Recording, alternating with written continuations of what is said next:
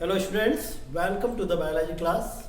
In the last class, we are studied about osmosis, diffusion and different types of diffusion. ठीक है? Also studied about what is osmosis and their example experiment of osmosis. Today we are going to study about types of osmosis. ठीक है? आज हम क्या पढ़ने वाले हैं? आज हम पढ़ने वाले हैं osmosis के types के बारे में. ठीक है? So let's see about types of osmosis. Okay. There are two kinds of osmosis. There are two kinds of osmosis. First one is exoosmosis. Exoosmosis. Osmosis. And another one is endoosmosis. Endoosmosis. So dear students, there are two types of osmosis, exoosmosis and endoosmosis. ठीक है? तो इसको how can we define the exoosmosis and endoosmosis? Exoosmosis, first one is exoosmosis. ठीक है? The movement of solvent molecule from inside to outside of the cell. Inside to the outside of the cell is called exoosmosis. क्या बताएंगे आप? The movement of solvent molecule from inside to the outside of cell, inside to the outside of the cell is called exoosmosis.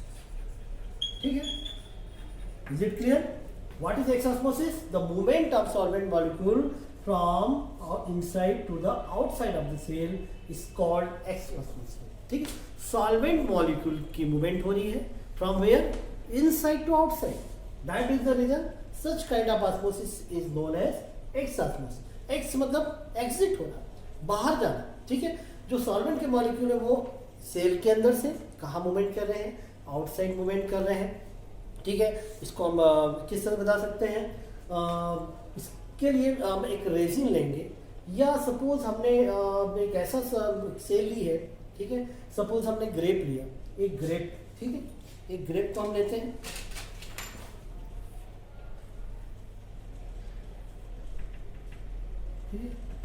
When grape is kept in hypertonic solution, हमने इसको कहाँ रख दिया? Hypertonic solution में रख दिया. ठीक है? ये क्या है? ग्रेप है. ठीक है? और यहाँ पे हमने क्या लिया? हाइपरटोनिक सॉल्यूशन ले लिया. ठीक है? Then grape becomes shrink. When grape is kept in hypertonic solution, then grape becomes shrink. Grape क्या हो जाएंगे? श्रिंक हो जाएंगे. ठीक है? मतलब हमने ग्रेप को कहाँ रखा? एक हाईली कॉन्सेंट्रेट सॉल्यूशन में रख दिया. हाइपरटोनिक का मतलब क्या होता है? Highly concentrate solution. तो क्या हो जाएगा? ग्रेप का जो वाटर है वो मूव कर जाएगा आउटसाइड. ठीक है? मतलब यहाँ मूवमेंट कहाँ हो रही? सॉल्वेंट मॉलिक्यूल की. The movement of solvent molecule from inside to the outside of the cell is called exosmosis. यहाँ पे सॉल्वेंट मॉलिक्यूल की जो मूवमेंट है वो कहाँ से कहाँ हो रही? Inside to outside. इनसाइड से आउटसाइड मूवमेंट हो रही है, इसलिए इसको हम क्या कहेंगे? एक्सोस्मोसिस कहेंगे. ठीक है? और एंडोस्मोसिस में क्या होता है वो भी हम देखते हैं आगे. तो ये जो हम देख रहे हैं यहाँ पे example, in the last class we also seen about potato osmoscope in which we seen about endosmosis. वहाँ पे हमने एंडोस्मोसिस देखा था. और एक और एग्जांपल देखा था हमने थिसिन फनल वाला, जिसमें हमने एक मेम्ब्रेन यूज करी थी. वहाँ पे भी एंडोस्मोसिस का एग्जांपल था. ठीक है? So let's see about endosmosis. How can we define endosmosis? Endosmosis is the movement of solvent molecule. It is the movement of solvent molecule from कौन सा osmosis है? Endosmosis. It is the movement of solvent molecule from outside to inside of the cell is called endosmosis. ठीक है? आ रहा है समझ में? तो चलिए डिफाइन कर लेते हैं. It is the movement of solvent solvent molecule from outside to inside the cell, inside the cell is called endosmosis. ठीक है, मतलब इसमें क्या है, movement of solvent molecule from where to where, outside to inside. ठीक है, यहाँ पे जो मूवमेंट हो रही है कहाँ से कहाँ हो रही है, आउटसाइड टू इनसाइड हो रही है, और यहाँ पे क्या कहाँ हो रही थी, इनसाइड टू एक्साइड, इसलिए एक्स ई एक्स. यहाँ पे एंडो एंडो मतलब अंदर की, सेल के अंदर. ठीक है, it is the movement of solvent molecule from outside to inside the cell is called endosmosis. इसका एग्जांपल हम देखेंगे. इसका एग्जांपल लिया था हमने, यहाँ पे भी एक एग्जांपल देखते हैं. When resin is kept in hypotonic solution, हमने एक रेजिन लिया है, हमने उसको हमने एक हाइपोटोनिक सॉल्यूशन लिया. किसमें लिया भाई हमने, हाइपोटोनिक सॉल्यूशन. हाइपोटोनिक सॉल्यूशन आप बहुत अच्छे समझ रहे होंगे ये हाइपोटोनिक का मतलब. ठीक है, the last class we had study about different type of solution on the basis of their concentration. हमने हाइपोटोनिक और आइसोटोनिक है ना, फिर से मैं रिवाइज करा दूं. आइसोटोनिक में क्या होता है, when cell is kept in a solution which similar concentration. ठीक है, और सेम कॉन्सेंट्रेशन और इक्वल कॉन्सेंट्रेशन. जब हम किसी सेल को एक ऐसे सॉल्यूशन में रखते हैं, कैप्ट करते हैं जिनमें दोनों का कॉन्सेंट्रेशन, मतलब सेल शेप का कॉन्सेंट्रेशन और सॉल्यूशन का. सपोज ये एक सेल है, इसको हमने एक ऐसे सॉल्यूशन में रखा जिसमें दोनों का कॉन्सेंट्रेशन क्या है, सेम है. इसको हम क्या कहेंगे, आइसोटोनिक. यदि हमने सेल को ऐसे एक सॉल्यूशन में रखा है इसका कॉन्सेंट्रेशन क्या है, हाईली कॉन्सेंट्रेटेड, ये क्या कराएगा, हाइपरटोनिक कहलाएगा, हाइपरटोनिक सॉल्यूशन.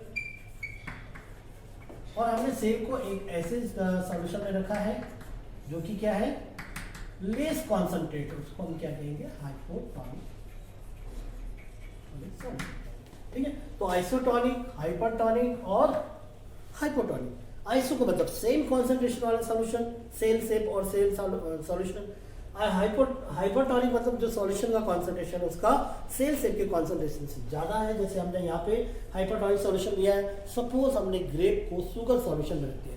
ठीक है, तो sugar solution is highly concentrate. ठीक, ग्रेप से ज़्यादा मीठा चीनी का सॉल्यूशन जो रहेगा वो रहेगा शुगर सॉल्यूशन रहेगा, है ना, तो हाइपरटोनिक सॉल्यूशन हो जाएगा. और यदि हमने रेजिन मतलब किशमिश को यदि हमने पानी में रखा है, हाइपोटोनिक सॉल्यूशन कह रहा है, क्योंकि किशमिश रेजिन जो होती है, resin contain sugar solution that is highly concentrate and water is hypotonic solution. So when resin is kept in hypotonic solution, then resin becomes swell up due to presence of sugar solution. इस resin में क्या है, sugar solution और sugar solution क्या होगा, hypertonic होगा. तो यहाँ पे मूवमेंट कहाँ से कहाँ हो जाएगी, आउटसाइड टू इनसाइड हो जाएगी भैया ना. क्या हो जाएगी, जो बाहर का सॉल्यूशन वो हाइपोटोनिक है, तो हाइपोटोनिक में मतलब बाहर से हाइपरटोनिक सॉल्यूशन की ओर इसकी मूवमेंट हो जाएगी. Then raisin become swell up, raisin क्या हो जाएगी, फूल जाएगी. ठीक है, तो आना समझो कि ये एंडोस्मोसिस प्रोसेस है जिसमें सॉल्वेंट मॉलिक्यूल मूवमेंट जो देख रहे हैं हम कहाँ से कहाँ देख रहे हैं, आउटसाइड टू इनसाइड देख रहे हैं. ठीक है, और एक्सोस्मोसिस हमने क्या देखा था, उसमें हम इनसाइड टू आउटसाइड मूवमेंट देख रहे हैं सॉल्वेंट मॉलिक्यूल की. ये था एक्सोस्मोसिस एंडोस्मोसिस. ऑस्मोसिस आपको बहुत अच्छे से क्लियर हो गया होगा. ऑस्मोसिस में हमने देखा था the movement of molecule from region of higher water concentration to lower water concentration, या movement of molecule from region of higher concentration to lower concentration to higher concentration across the semi permeable membrane. Semi permeable membrane मतलब SPM के through किसी solvent molecule के movement कहाँ से कहाँ, lower concentration से higher concentration की ओर, या यदि हम एनसीईआरटी के अकॉर्डिंग डिफाइन कर रहे हैं हायर टू लोअर कब करेंगे, higher water concentration. Higher water concentration मतलब वो लो कॉन्सेंट्रेट है भाई, जिसमें पानी ज़्यादा होगा, सॉलिड के पार्टिकल ज़्यादा कम होंगे और सॉल्वेंट के मॉलिक्यूल ज़्यादा होंगे, मतलब वो क्या हो जाएगा, हायर वाटर कॉन्सेंट्रेशन वाला सॉल्यूशन हो जाएगा. है ना, ये बहुत अच्छे समझ में आ गया होगा आपको। तो आइसोटोनिक, हाइपरटोनिक, हाइपोटोनिक सॉल्यूशन, फिर ऑस्मोसिस, और टू डिफरेंट टाइप के ऑस्मोसिस के टाइप्स, एक्स ऑस्मोसिस और एंड ऑस्मोसिस। विथ एग्जांपल आपने देखा, एंड ऑस्मोसिस का एग्जांपल वो पोटैटो वाला भी जो हमने देखा था वो भी इसका एग्जांपल था, एंड ऑस्मोसिस बता सकते हैं। फिर आपने जो एक मेम्ब्रेन वाला जो देखा था थिसिल फनल का, वो भी किसका एग्जांपल था, वो एंड ऑस्मोसिस के एग्जांपल था। इसके बाद हम देखते हैं ऑस्मोटिक प्रेशर, ठीक है। इसके बाद क्या देखेंगे हम, ऑस्मोटिक प्रेशर देखते हैं। चलिए देखते हैं ऑस्मोटिक प्रेशर।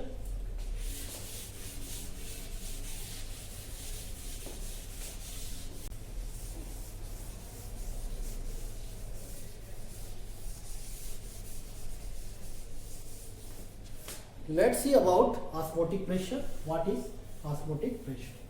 ठीक है, osmotic pressure के बारे में हम देखेंगे अब। osmotic pressure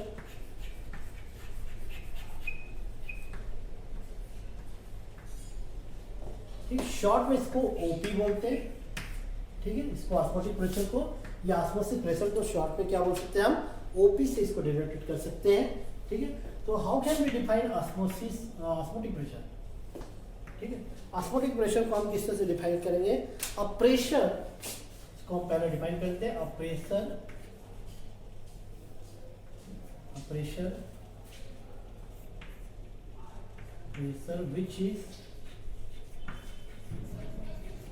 which is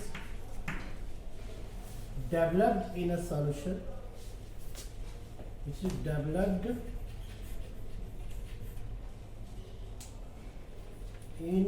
solution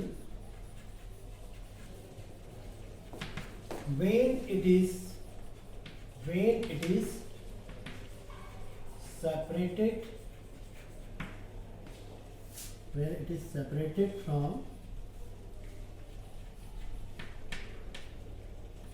its solvent molecule, ठीक है। A pressure which is developed in a solution when it is separated from its solvent molecule by a semi-permeable membrane,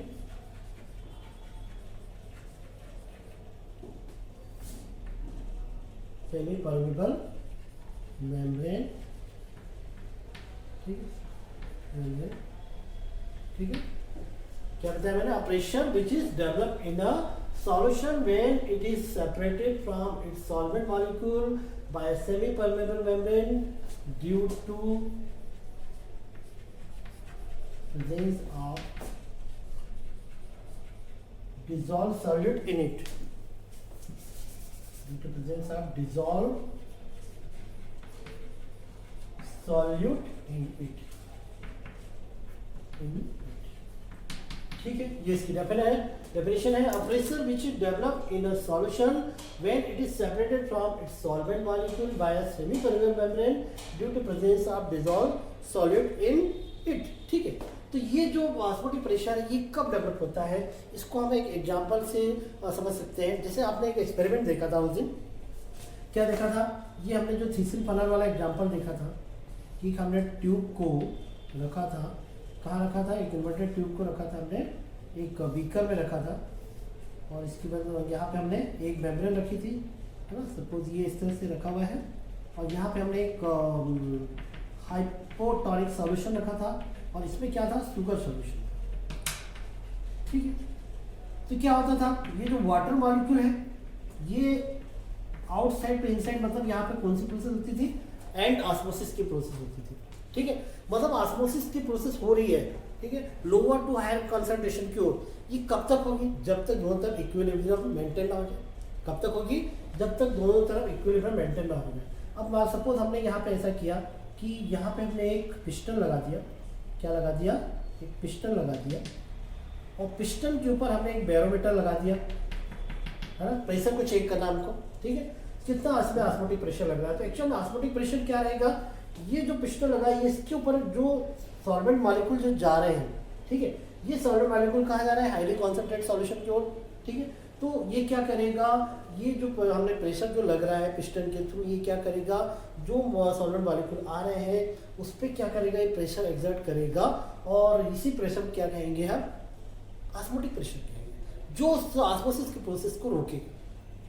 ठीक है, a minimum amount of pressure which exerted on a solution solvent molecule of a solution which inhibit osmosis process। ठीक है, इसको इस तरह से हम define कर सकते हैं, a minimum amount of pressure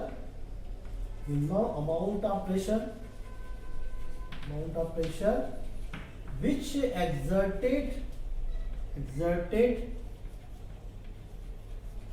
in a solution, ठीक है, आप सॉल्वेंट मॉलिक्यूल या सॉल्वेंट मॉलिक्यूल ऑफ सॉल्यूशन, ठीक है, which inhibits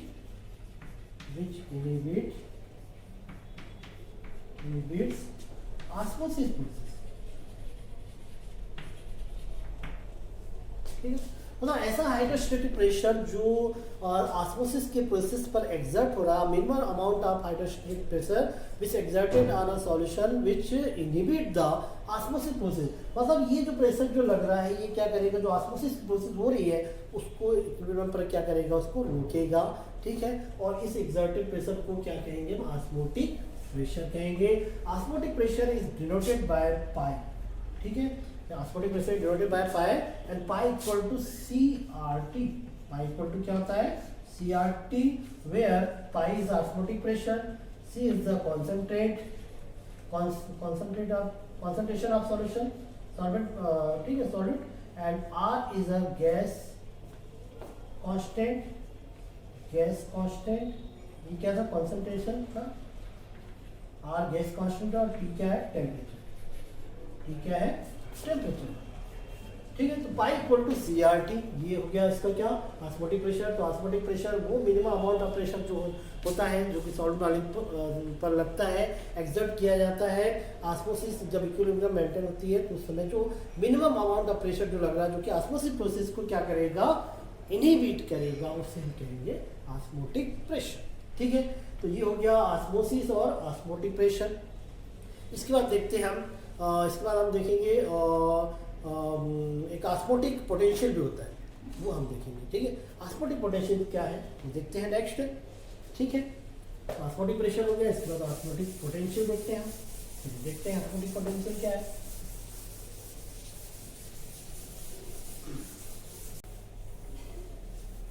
नेक्स्ट हम देखेंगे osmotic potential. What is the next is osmotic potential. आगे हम देखने वाले हैं ऑस्मोटिक पोटेंशियल के बारे में। चलिए देखते हैं ऑस्मोटिक पोटेंशियल।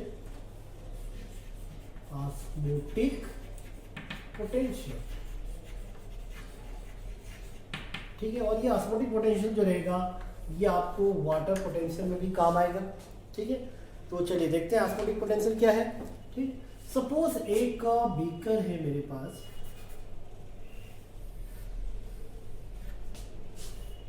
ठीक है, इसमें मैंने पानी लिया हुआ है, प्योर वाटर है। ठीक है, तो इस प्योर वाटर की फ्री एनर्जी जो रहेगी काफ़ी हाई रहेगी। ठीक है, फ्री एनर्जी जो रहेगी इसकी क्या रहेगी, काफ़ी हाई रहेगी। और इसमें यदि मैं इसमें क्या मिला देता हूँ, इस पानी में यदि मैं चीनी ऐड कर देता हूँ, यदि इसमें मैं क्या ऐड करता हूँ, चीनी ऐड कर देता हूँ इसमें। ठीक है, तो इसकी फ्री एनर्जी चेंज हो जाएगी। ठीक है, इसकी फ्री एनर्जी क्या हो जाएगी, चेंज हो जाएगी या कम हो जाएगी। ठीक, आराम से फ्री एनर्जी क्या हो जाएगी, लोअर हो जाएगी। ठीक है, तो इसको किस तरह डिफाइन करेंगे, when a solute is added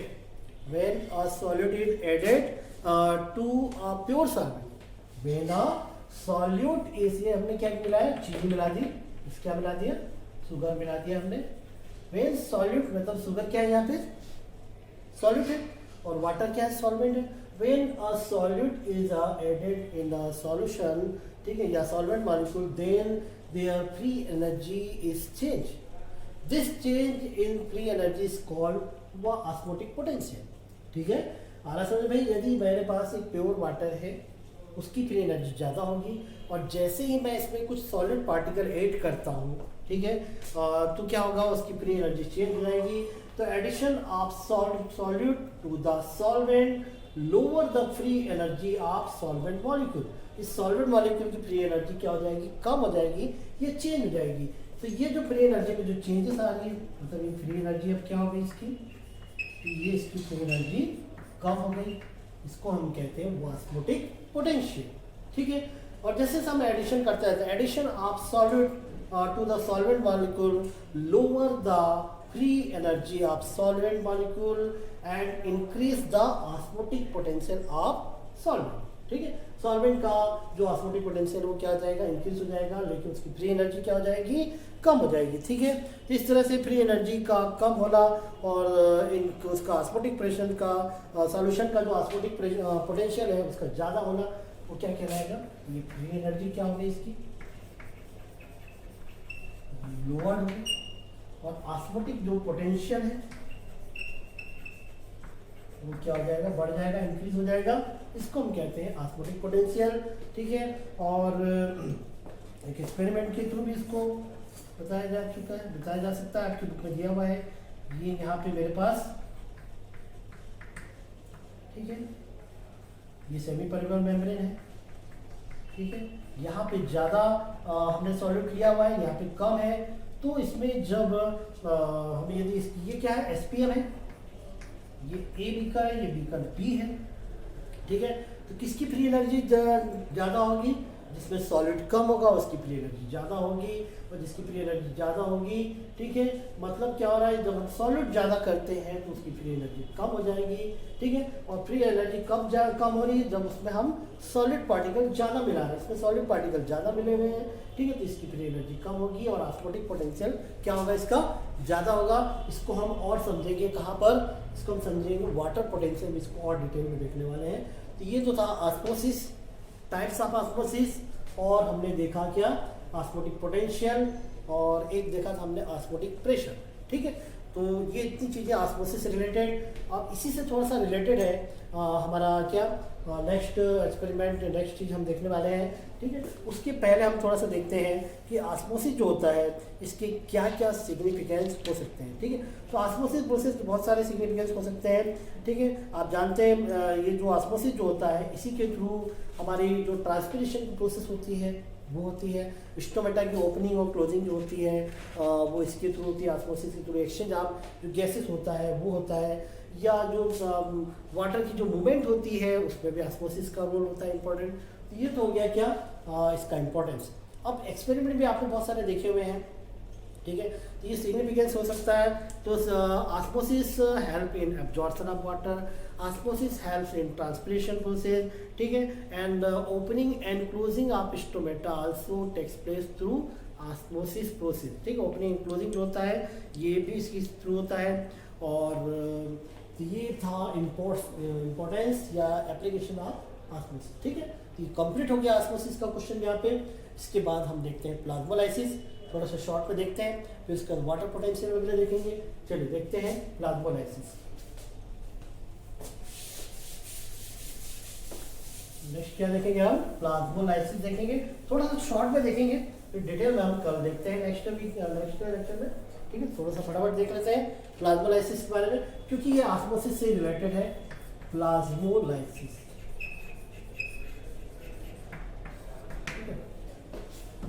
आपको अच्छे समझ में आ जाएगा क्योंकि अभी आपने ऑस्मोसिस देखा है तो फटाफट समझ में आ जाएगा। नेक्स्ट लेक्चर फिर से हम इसको रिवाइज कर लेंगे। When plant cell kept in hypertonic solution, यदि हम एक प्लांट सेल को कहाँ केप्ट किया, हमने एक हाइपरटोनिक सॉल्यूशन में केप्ट किया, तो क्या होगा भाई, हमने इस सेल को कहाँ पे रखा है, एक हाइपरटोनिक सॉल्यूशन। सपोज हमने इसको एक हाइपरटोनिक सॉल्यूशन में इसको रख दिया, कहाँ रख दिया इसको हमने, हाइपरटोनिक सॉल्यूशन में। ये हाइपरटोनिक सॉल्यूशन है, तो क्या होगा, हाइपरटोनिक सॉल्यूशन मतलब इसका कॉन्सेंट्रेशन क्या है, हाई, ज्यादा है। तो इसकी मूवमेंट कहाँ से कहाँ हो जाएगी, इसका जो प्रोटोप्लाज्म है, प्रोटोप्लाज्म जो वाटर उसकी मूवमेंट क्या हो जाएगी, बाहर की तरफ हो जाएगी, प्रोटोप्लाज्म की मूवमेंट, प्रोटोप्लाज्म जो वाटर है, water of protoplasm move from inside to outside. और ये कौन सी ऑस्मोसिस हो रही है भाई? Exosmosis. यहाँ पे इनसाइड टू सॉल्वेंट मॉलिक्यूल कहाँ से कहाँ मूव कर रहा है? इनसाइड टू आउटसाइड मूवमेंट कर रहा है। और सेल, इसमें क्या होगा? Cell become shrink. Exosmosis में यही हुआ था। हमने ग्रेप को किस में रखा था? एक हाइपरटोनिक सॉल्यूशन रख दिया था, शुगर सॉल्यूशन में, तो ग्रेप क्या हो गया था? श्रिंक हो गया था। ठीक है, ठीक वैसे ही हमने एक प्लांट सेल को एक हाइपरटोनिक सॉल्यूशन में हमने रखा है, इसका कॉन्सेंट्रेशन हाई है, तो क्या होगा? इसका जो सॉल्वेंट मॉलिक्यूल है वो इनसाइड टू आउटसाइड मूव कर जाएगा by exosmosis and cell become shrink. Cell कैसे हो जाएगी? श्रिंक हो जाएगी। अब ये सेल कैसे हो जाएगी? इसका जो प्रोटोप्लाज्म है वो श्रिंक कर जाएगा। ठीक है, इसका प्रोटोप्लाज्म कैसा हो जाएगा? श्रिंक कर जाएगा। ठीक है, ये श्रिंक होना शुरू हो जाएगा और फाइनली इसको यदि हाईली कॉन्सेंट्रेट सॉल्यूशन में रख देंगे तो ये पूरा सॉलिड मॉलिक्यूल जो रहेगा वो इनसाइड टू आउटसाइड क्या हो जाएगा? डिफ्यूज हो जाएगा और सेल फुली क्या हो जाएगी? श्रिंक हो जाएगी। Such type cell is called plasmolyzed cell and this phenomena is called plasmolysis।